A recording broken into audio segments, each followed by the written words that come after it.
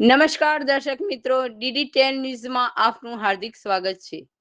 હું છું શીતલ પટેલ અને હવે જોઈએ આજના મુખ્ય સમાચાર. અરવલ્લીની જીતપુર પ્રાથમિક શાળાનું રાષ્ટ્રીય સ્તરે ગૌરવ.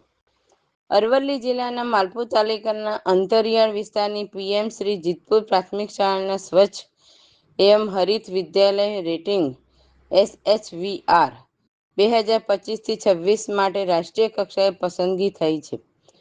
ગુજરાતની માત્ર 15 શાળાઓને સ્થાન મેળવનાર આ શાળાએ સ્વચ્છતા, હરિયાળી, જળ સંરક્ષણ અને ગુણવત્તાયુક્ત શિક્ષણ ક્ષેત્રે નોંધપાત્ર કામગીરી કરી છે.